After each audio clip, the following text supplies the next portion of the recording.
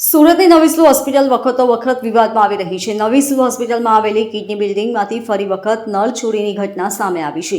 ત્રીજા માળના બાથરૂમમાંથી નળ ચોરાઈ જતા પાણીના ફુવારા થયા અને પાણીનો બગાડ થયો હતો. વિવાદમાં રહેતી નવી સિવિલ હોસ્પિટલમાં નળ ચોરાવાની ઘટના યથાવત રહી છે. સુરતની કિડની બિલ્ડિંગની અંદર ફરી એક વખત નળ ચોરવાની ઘટના સામે આવી છે. નળ ચોરાઈ જતા બાથરૂમની અંદર પાણી થઈ ગયું હતું. નળ ચોરાઈ જતા પાણીના ફુવારા થવા લાગ્યા હતા અને પાણીનો બગાડ થયો હતો. પીવાના પાણીના કુલરમાંથી પણ નળ ચોરી થયા હોવાના દ્રશ્ય સામે આવ્યા છે.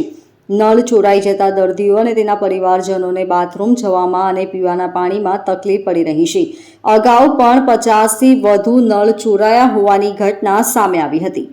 સુરત નવી સિવિલ હોસ્પિટલમાં કેટલાક સિક્યુરિટી ગાર્ડ અને સુપરવાઇઝર યોગ્ય ફરજ બજાવતા નહીં હોવાથી કિડની બિલ્ડિંગમાંથી થોડા દિવસો પહેલા 50થી વધુ પાણીના નળ બાથરૂમ સહિત અન્ય જગ્યા પરથી ચોરી થતા સતત વહેતા પાણીના લીધે ડોક્ટર, દર્દીઓ કે તેના સગા સંબંધીઓની હાલત કફોડી થઈ ગઈ છે.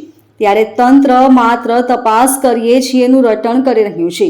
સુપ્રિન્ટેન્ડન્ટ તો આ ઘટના ધ્યાનમાં હોવાનું કહીને કાર્યવાહી કરવાનું કહી રહ્યા હતા, પરંતુ ફરી એકવાર નળ ચોરીની ઘટનાથી સુપ્રિન્ટેન્ડન્ટે તપાસ કરાવી છે કે નહીં તેના ઉપર પણ સવાલો ઉઠી રહ્યા છે. અત્રે ઉલ્લેખનીય છે કે નવી સિવિલ હોસ્પિટલ કિડની બિલ્ડિંગમાં ટ્રોમા સેન્ટર, ઓપીડી વોર્ડ સહિતના જરૂરી વિભાગમાં બાથરૂમ અને વોશ બેસિનમાં હાથ ધોવા અને જરૂરી ઉપયોગ કરવા સહિતના માટે પાણી વ્યવસ્થા કરવામાં આવી છે. પણ છેલ્લા 10થી 15 દિવસથી બાથરૂમ સહિતની જગ્યાએ 50થી વધુ પાણીના નળની ચોરી થઈ હોવાનું જાણવા મળ્યું હતું.